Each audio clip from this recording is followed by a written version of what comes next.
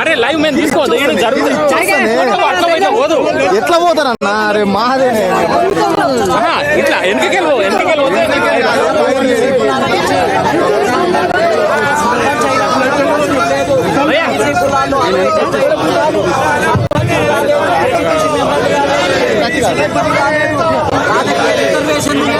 అదేవిధంగా అసెంబ్లీలో 30 కులాలకు ఎమ్మెల్యేలు అంటే ఎంతకాలం మేము బానిసత్వంలో ఉండాలి? ఎంతకాలం మేము నాయకత్వం చేసుకోవడానికి పుట్టామా? ఓటు వేయడానికి పుట్టామా? ఈ పార్టీలను ఒక 2 కులాలను గెలిపించడానికి పుట్టామా? కాబట్టి మేము ఈ రాష్ట్రానికి సమయం ఆసనం వెళ్ళికి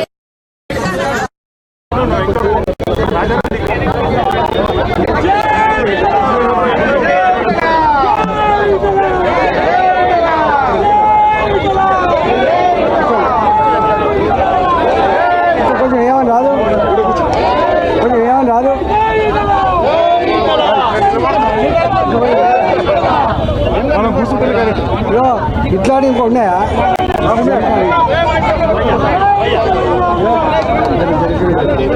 ఇలాంటి మహిళల్ని కూర్చోబెట్టా అమ్మా, ఇట్లాంటి ఉన్నాయా? లేవు లేవు ఇడ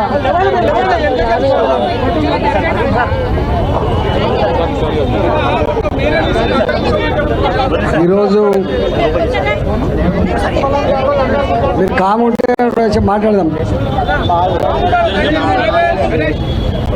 మొగలంతా ఒక సైడ్కి రాండి, ఆడవాళ్ళంతా ఒక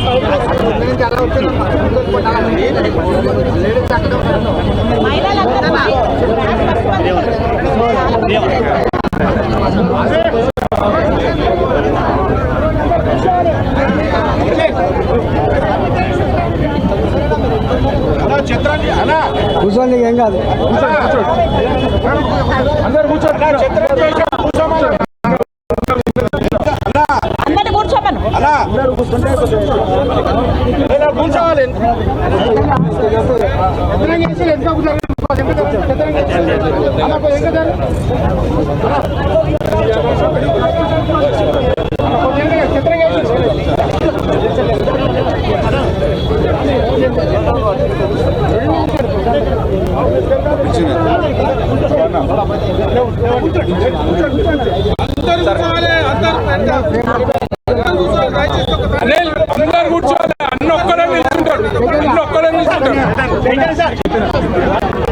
లీడర్లు ఎక్కడ ఉన్నా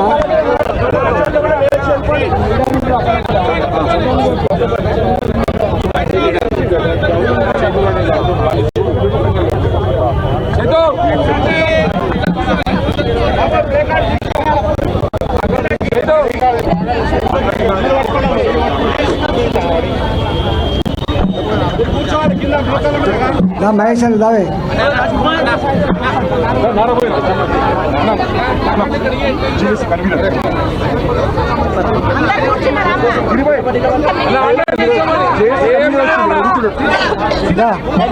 రండి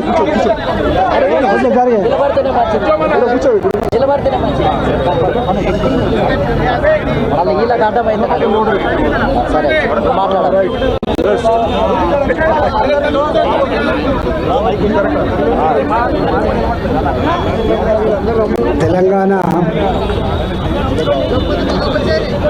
తెలంగాణలో మొట్టమొదటిసారిగా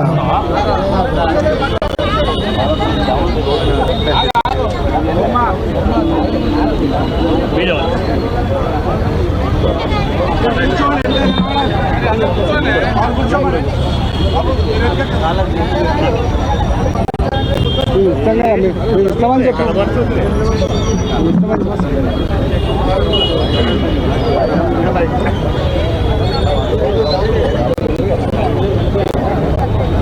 తెలంగాణలో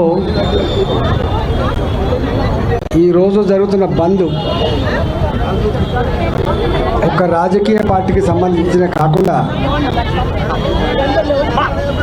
యావత్ తెలంగాణ రాష్ట్రంలో 52% ఉన్న బీసీలుగా ఓబీసీలుగా స్వతంత్రం వచ్చినప్పటి నుంచి ఇప్పటిదాకా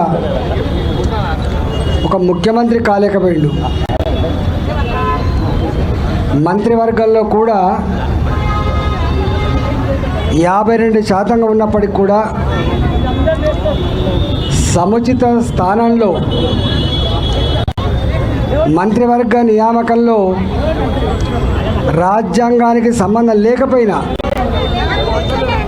ఎక్కడ ఏ ప్రభుత్వాలు కూడా 50% బీసీలకు మంత్రి పదవులు ఇవ్వలే. ఏ పార్టీ పాలించినా కూడా రాజ్యాంగ సవరణ అక్కడ లేకున్నా ఇవాళ నామినేటెడ్ పదవులు ఏవైతున్నాయో దాంట్లో కూడా నామినేటెడ్ పదవుల్లో కూడా ఎక్కడ 52% ఇవ్వలే.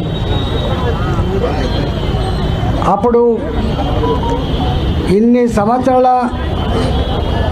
దేశ చరిత్రలో, రాష్ట్ర చరిత్రలో ఈ వర్గాలు రాజకీయంగా, సామాజికంగా, ఆర్థికంగా, విద్యాపరంగా నష్టపోతున్నారని చెప్పి అనేక సందర్భాల్లో అనేక పార్టీలు మాట్లాడి మేనిఫెస్టో కూడా పెట్టినాయి. కానీ కొన్ని సాధించబడ్డప్పటికీ చాలా సమస్యల మీద ఇంతవరకు సాధన జరగలే. ఇవాళ సర్పంచులుగా, ఎంపీటీసీలుగా, జడ్పీటీసీలుగా, ఎంపీపీలుగా, జిల్లా పరిషత్ చైర్మన్లుగా, రేపు కౌన్సిలర్లుగా, కార్పొరేటర్లుగా 42% ఏదైతే కామన్ డిక్లరేషన్ చేసిందో వారు ఆనాడు చేస్తున్నప్పుడు ఈ రాష్ట్రంలో వారు అధికారులు లేరు, కేంద్రంలో కూడా అధికారులు లేరు. కానీ వారు చేసింది ఏ విశ్వాసంతో, ఏ నమ్మకంతో, ఏ అథారిటీతో చేసిందో కానీ చేసింది. ఉత్కంఠభరితంగా చర్చోపచర్చలు జరిగినాయి. కానీ వాళ్ళు ఎక్కడ వేసిన గోగుడికి ఎక్కడే ఉంది తప్ప అది కాలే. మాలాంటి వాళ్ళం లేదా మేధావులు, న్యాయ నిపుణులు చెప్పింది కూడా, అయ్యా మీరు తెలిసి కూడా ప్రజల్ని మోసగించే ప్రయత్నం చేయకండి. ఇప్పటికే డ్రామాలు ఆడినాం, ఇంకా డ్రామాలు ఆడద్దు. బీసీల ఆత్మగౌరవంతో, బీసీ ప్రజలతో చెలగాటమాడే ప్రయత్నం చేయొద్దని చెప్పి చాలామంది చెప్పిండు. కానీ డ్రామా మాత్రం జరిగింది. మేధావులు, న్యాయ నిపుణులు, అనుభవం ఉన్న నాయకులు ఏదైతే చెప్పిండ్రో అదే ఇవాళ నిజమని నిరూపితమైంది. నేనేమంటున్నా, మీకు నిజాయితీ, ఒకరి మీద ఒకరు విమర్శించుకుంటాను. భారతీయ జనతా పార్టీ ఆపిందని లేదా ఇంకొక పార్టీ ఆపిందని మాట్లాడుతున్నారు. కానీ ఎన్నికల కంటే ముందు స్వయంగా రేవంత్ రెడ్డి గారు మాట్లాడిన మాటలు ఒక 1 minute వీడియో ఉంది, మీరు ఎప్పుడైనా చూడండి. వారు అన్న మాట ఏంటంటే, మనం మోసం చేయొద్దు, రాష్ట్రాలకు, శాసనసభకు, శాసన మండలికి, రాష్ట్ర ప్రభుత్వాలకు రిజర్వేషన్లు పెంచుకునేటువంటి హక్కు లేదు. ఇది రాజ్యాంగ సవరణకు సంబంధించిన అంశం. ఇది రాజ్యాంగాన్ని సవరించేటువంటి బాధ్యత, హక్కు పార్లమెంట్కే ఉంటుంది తప్ప, కేంద్ర ప్రభుత్వానికి ఉంటుంది తప్ప రాష్ట్ర ప్రభుత్వానికి లేదు. ఏమైనా చెప్తే కూడా నమ్మకండి, మోసం చేసినట్టే అని చెప్పి నేను మాట్లాడలేదు. ఇది స్వయంగా రేవంత్ రెడ్డి గారి మాటల్లో మనకు కనబడుతుంది. ఎందుకంటేలాగా పేపర్ స్టేట్మెంట్ కాదు, ఇది టీవీలలో ఆడియో మన ముఖం కనబడతాడు అని మాట్లాడుతున్నా అంటే నా ముఖం కనబడుతుంది, నా మాటలు కనబడతాయి, నేను తప్పించుకోవడానికి ఆస్కారం లేదు. కానీ వారు ఆ సాహసం చేసిండ్రు. ఇవాళ గవర్నర్ గారు దాన్ని ఆమోదిస్తలేరని, కేంద్రంలో ఉన్న బీజేపీ పార్టీ ఆమోదిస్తలేదని, కోర్టు కొట్టేసిందని చెప్పి మాట్లాడుతున్నారు. 100% ఇవాళ రాష్ట్రంలో రాజ్యాంగ పరిరక్షకులకు గవర్నర్ గారు మాత్రమే. దేశంలో రాజ్యాంగ పరిరక్షకులు రాష్ట్రపతి గారు మాత్రమే. మనకు ప్రభుత్వమైన జీవో ఇస్తే రాచముద్ర మీకు గవర్నర్ నుంచి వస్తుంది, గుర్తుపెట్టుకోండి. రాజపత్రం అని చెప్పి, రాజముద్ర అని చెప్పి గవర్నర్ ఆఫీస్ నుంచి వస్తుంది. కేంద్ర ప్రభుత్వం చట్టాలు చేసినప్పటికి కూడా అంతిమంగా జీవో రావాల్సింది రాష్ట్రపతి పేరు మీద వస్తుంది తప్ప వీళ్ళ పేరు మీద వచ్చే ఆస్కారం లేదు. కాబట్టి ఇవాళ ఇంత స్పష్టత ఉన్నప్పటికి కూడా రాజ్యాంగం అప్పుడప్పుడు ఎవరైనా తప్పుదో పట్టించినా, దాన్ని రాంగ్ ఇంటర్ప్రిట్ చేసినా దాన్ని నిలువరించేటువంటి బాధ్యత రాష్ట్రంలో హైకోర్టుకు ఉంటుంది, దేశంలో సుప్రీంకోర్టుకు ఉంటుంది. ఇక్కడ ఏం జరిగింది, వీళ్ళు మాట్లాడుతున్నారు మొత్తం దేశంలో ఇప్పటి వరకు ఏదైనా రాష్ట్రం నిజాయితీగా చిత్తశుద్ధితో బీసీలకు రిజర్వేషన్ కల్పించిందంటే అది తమిళనాడు ప్రభుత్వం మాత్రమే. ఆ తమిళనాడులో మీకు తెలుసు అనేక ఉద్యమాలు జరిగినాయి. తమిళనాడులో ఎట్లాంటి ఉద్యమాలు జరిగినాయో నేను మీకు చెప్పాల్సి అక్కర్లేదు. పెరియార్ నాయకత్వంలో కావచ్చు, ఇతరుల అన్నదురై నాయకత్వంలో కావచ్చు, పెద్ద ఉద్యమాలు జరిగి ఆనాటి ప్రభుత్వం మనం ఇంకా ప్రజల యాస్పిరేషన్స్ని, ప్రజల యొక్క భావాన్ని మనం తొక్కిపెట్టలేము. ప్రజాస్వామ్యంలో మనం ఎక్కడో ఒకనాడు నిర్ణయం తీసుకోవాల్సిందే.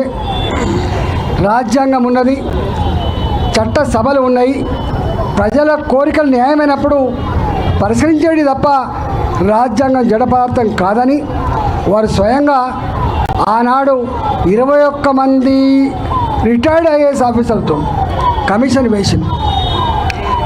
వేసి 2 సంవత్సరాలు 3 సంవత్సరాల పాటు మొత్తం సర్వే చేసి ఇంటింటి సర్వే చేసి, ఆ సర్వే కూడా కేవలం పాపులేషన్ సర్వే కాదు, ఓబీసీల ఆర్థిక, రాజకీయ, విద్య, సామాజిక అన్ని కోణాలలో సర్వే చేసి రిపోర్ట్ అంతా కూడా తయారు చేసి వాళ్ళ శాసనసభలో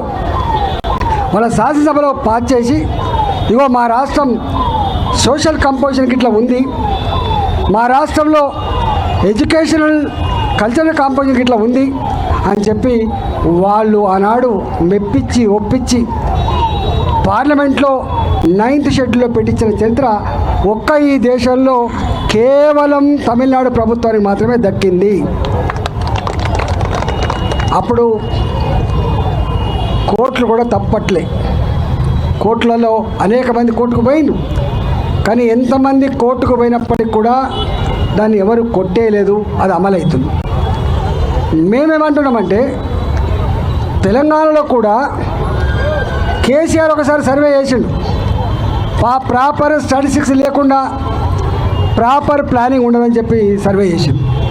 దాని పేరు సమగ్ర కుటుంబ సర్వే. ఒక్కరోజుతో చేసిండు. అవుతుందా? ఆయన కూడా బీసీ కమిషన్ వేసిండు, ఇప్పుడు సుధీర్ కమిషన్ వేసిండు. ఎన్ని కమిషన్లు వేసినా ఎన్ని తీర్మానాలు చేసినప్పటికి కూడా ఎక్కడ కూడా అమలు కాలే. ఈ చరిత్ర మర్చిపోవద్దు. కేసీఆర్ కూడా కమిషన్లు వేసిండు, ఓ సుధీర్ కమిషన్ వేసిండు, ఇంకో కమిషన్ కూడా వేసిండు. ఎన్ని కమిషన్లు వేసినా కూడా కాలే. ఎందుకు అంటే నిజాయితీ లేదు కాబట్టి, నిజాయితీగా స్టాటిస్టిక్స్ సేకరించలేదు కాబట్టి కాలే. కానీ ఇవాళ ఈ ప్రభుత్వం కూడా ఇవాళ భూసాని వెంకటేశ్వర్లని ఇంకోటని వేసింది తప్ప ప్రాపర్ స్టాటిస్టిక్స్ ప్రాపర్ కమిషన్తో తీయలేదు.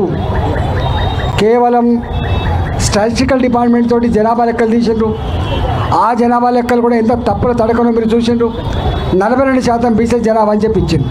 ఆనాడే బగ్గు మన్నాయి, అరే మేము 50-52% ఉంటే 42% అంటారు అంటే ఇవన్నీ కూడా తప్పుల తడక, ఈ లెక్కలన్నీ కూడా తప్పులు తడక అని చెప్పి ఆనాడే మాట్లాడి. మరి ఆనాడైనా కనీసం అర్థం చేసుకొని ఇవన్నీ బంద్ చేసి నిజాయితీగా భూమి మీదకి వచ్చి బీసీలకు ఒక మెసేజ్ చేయాల్సి ఉండే. కానీ ఇవ్వకుండా మేము తీర్మానం చేసినాం, మేము యునానిమస్ తీర్మానం చేసినాం, గవర్నర్ కాదు మేము నెట్టించే ప్రయత్నం చేయడం, కోర్టులో పోయి కోర్టు సహకరిస్తలేమని చెప్పడం, కేంద్ర ప్రభుత్వం సహకరిస్తలేమని చెప్పడం, ఇదంతా కూడా తప్పుల తడక. తెలంగాణ ప్రజలకు నేను ఒక్కడే వినమ్రంగా విజ్ఞప్తి చేస్తున్నా, నేను మాట్లాడే మాట మీద ఏ వేదిక మీదైనా చర్చకు సిద్ధంగా ఉన్నా అని చెప్పి తెలియజేస్తా ఉన్నా. ఒకవేళ నేను చెప్పేది అబద్ధమైతే రాజకీయాల నుంచి తప్పుకునే ప్రయత్నం చేస్తాం. ఒక్క నిమిషం కూడా రాజకీయాలు ఉండం.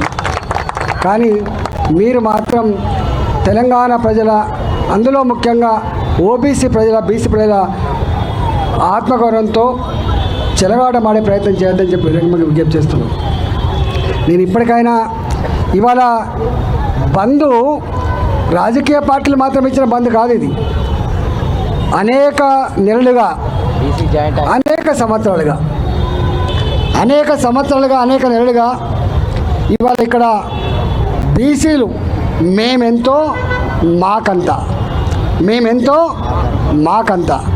మేము యాచించే స్థాయిలో ఉండద్దు, సాధించే స్థాయిలో ఉండాలి. నేను అడుగుతున్నది అలా తప్ప ఒప్ప తెలంగాణ సమాజం ఆలోచించాలి. ప్రాంతీయ పార్టీలు కుటుంబ పార్టీలు అవునా కాదా?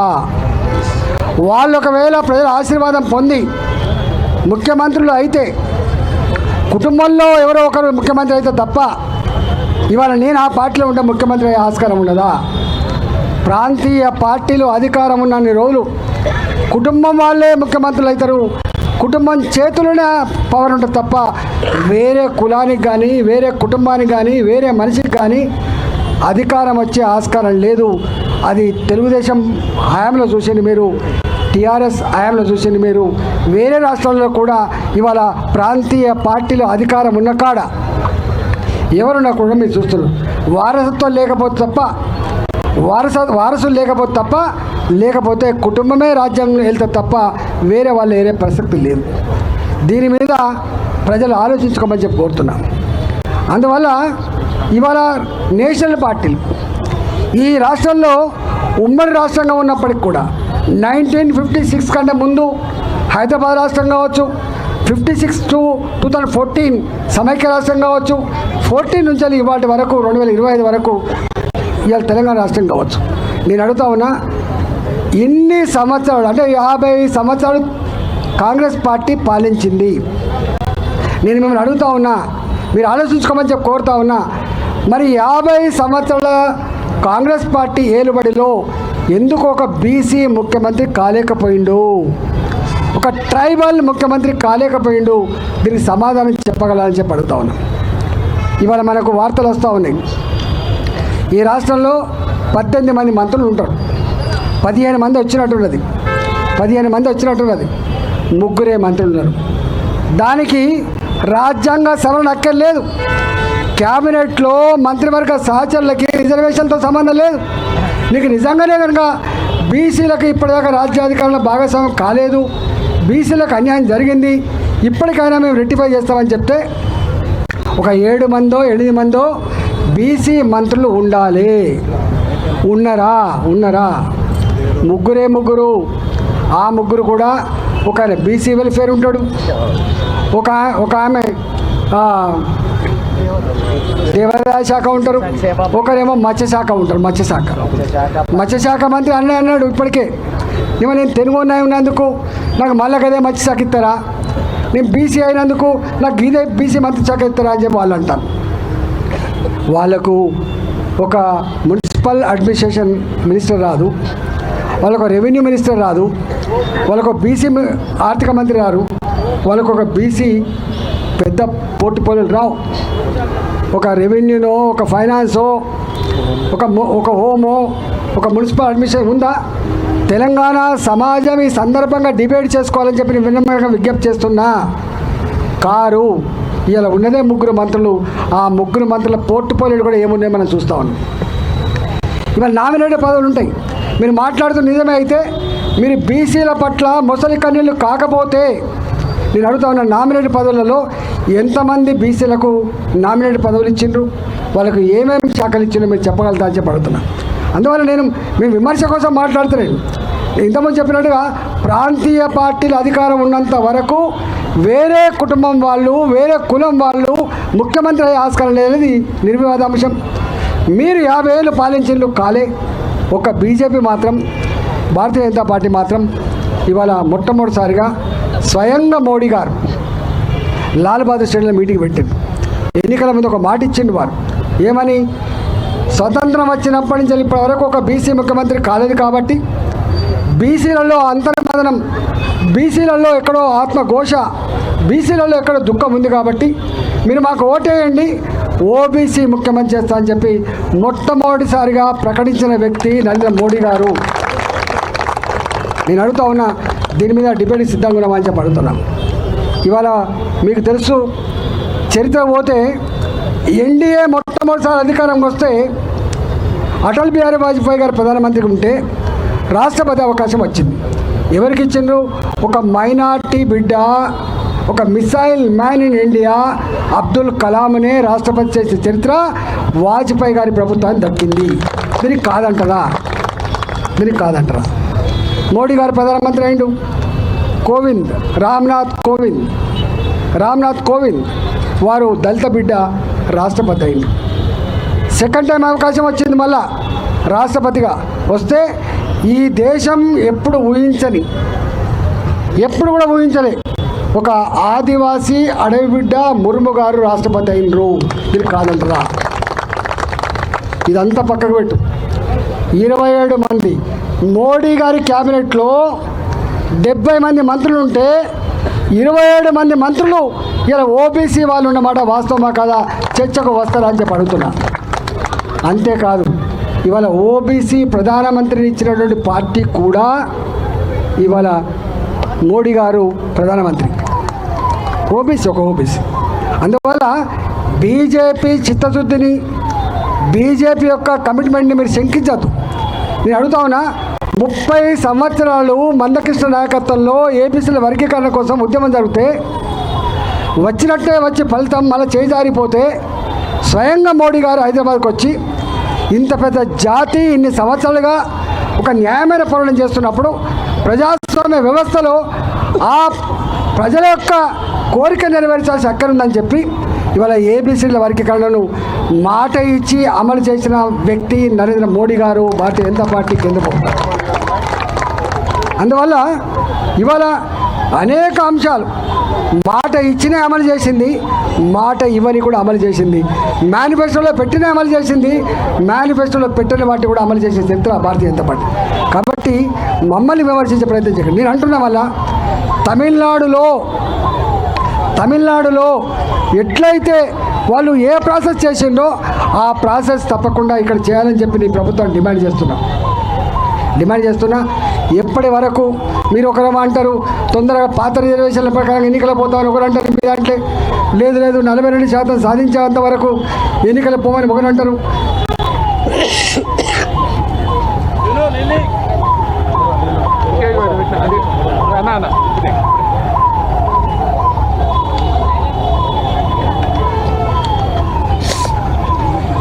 పెద్ద కన్ఫ్యూజన్ నెలకొంది కాబట్టి దీని మీద క్లారిటీ ఇవ్వాల్సిన బాధ్యత ప్రభుత్వం మీదనే ఉంటుంది. ఇవాళ ఈ బంధు పార్టీలు పిలుపు ఇవ్వలే, ఈ బంధుకు పిలుపునిచ్చింది బీసీ జేఏసీ పిలుపునిచ్చింది. దానికి ఇవాళ కింద ఏం జరుగుతుందో వాళ్ళకు రిపోర్ట్ ఉంది కాబట్టి అనివార్యంగా అన్ని పార్టీలు కూడా ఇవాళ బీసీ జేఏసీ ఇచ్చిన పిలుపును ఇవాళ అమలు చేసే పరిస్థితి వచ్చింది, దానిలో పాల్గొనే పరిస్థితి వచ్చింది. సంతోషం, దీన్ని కాదంటలేం. కానీ ఇవాళ ఈ ఉద్యమం ఇక్కడితో ఆగుతుంది అనుకుంటే అది వెరీ బాగోలుతనమే.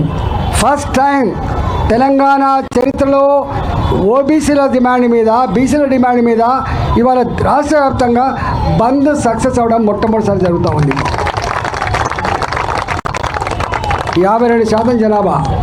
కాబట్టి ఈ బీసీల ఉద్యమం, బీసీల నాయకత్వంలో ఏర్పడే జేఏసీ రేపు ఇది ఒక్క 42% స్థానిక సంస్థ రిజర్వేషన్కే పరిమితం కాదు. ఈ ఉద్యమం చట్టసభలలో కూడా బీసీలకు రిజర్వేషన్ కావాలి. నెంబర్ 2. నెంబర్ 3, మేము యాచించే కాడ ఉండద్దు, శాసించే కాడ ఉండాలి. మేమెంతో మాకంతా నినాదము, మాకు కూడా పాలించే అర్హత ఉంది, పాలించే శక్తి ఉంది. కాబట్టి మేమే పాలించే కాడ ఉండాలి. మేము మంత్రి పదవి అడుక్కునే కాడ ఉండద్దు అనేటువంటి డిమాండ్. ఈ డిమాండ్ తప్పకుండా ఇవాళ సక్సెస్ కాకపోవచ్చు, కానీ 100% సక్సెస్ అయి తీరుతుంది ఇది. ఎందుకంటున్నా అంటే ఎన్నిసార్లు జరిగిన తెలంగాణ ఉద్యమం 1952 ఇడ్లీ సాంబార్ గో బ్యాక్ అణచివేసిండ్రు, ఆగలే 69 పుట్టుకొచ్చింది, 69లో అణచివేసిండ్రు, ఆగలే మళ్ళీ 2001లో పుట్టింది. ఇవాళ కూడా బీసీ ఉద్యమం కూడా ఇవాళ తాత్కాలికంగా ఇవాళ మీకు గట్టి కనపడకపోవచ్చు, కానీ ప్రతి గుడిసెలో ప్రతి బీసీ ఇంట్లో చదువుకున్న పిల్లలున్నారు. వాళ్ళు తప్పకుండా ఇది న్యాయం కదా, సాధించుకోవాలని తపన ఉంది. కాబట్టి ఇవాళ నేను ఒకటే ఈ సందర్భంగా పిలుపునిస్తున్నా, ఇది ఆశయాన్ని ముద్దాడేంత వరకు ఐక్యంగా ఉందాం, ఐక్య ఉద్యమాలు చేద్దాం.